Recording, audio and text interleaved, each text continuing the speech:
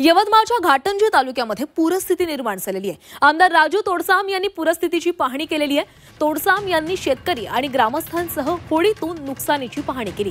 गेल्या 24 तासात मदत मिळावी अशी मागणी आमदार राजू तोडसाम यांनी मुख्यमंत्र्यांसह प्रशासकीय यंत्रणेला केलेली आहे। पैनगंगा नदीने रौद्ररूप धारण केल्यामुळे अर्ली, भीमकुंड, सावंगी, संगम, ठाणेगाव, सगदा येथील हजारो हेक्टर शेती पाण्याखाली आलेली आहे आणि यात कापूस, सोयाबीन, तूर या पिकांचं नुकसान झालंय।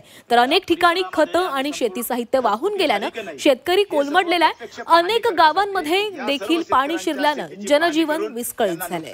तात्काळ मिळून देण्यासंदर्भात आपले तहसीलदार असेल, कृषी सहाय्यक असेल, ग्रामसेवक असेल, तलाठी असेल, या सर्व लोकांना अशा प्रकारची पाहणी केल्याशिवाय खऱ्या अर्थाने तुम्हाला शेतकऱ्यांच्या शेतीमध्ये पिकाचं नुकसान झालं की नाही, खरी अतिवृष्टी झाली की नाही, ढगफुटी झाली की नाही, हे सर्व प्रत्यक्ष पाहणी करण्यासाठी तुमच्या खालच्या कर्मचाऱ्यांना, तलाठी आणि कृषी सहाय्यक आणि ग्रामसेवक अशा सर्व खालच्या कर्मचाऱ्यांना आपण अशा प्रकारचे आदेश देऊन या सर्व शेतकऱ्यांच्या शेतीची पाहणी करून यांना नुकसान भरपाई तात्काळ मिळून देण्यासंदर्भात आपण शासन स्तरावर तशा प्रकारचे निवेदन करावं, तशा प्रकारची मागणी करावी, अशा प्रकारची सूचना तुम्हाला या प्रत्यक्ष पाहणीच्या निमित्ताने करतोय।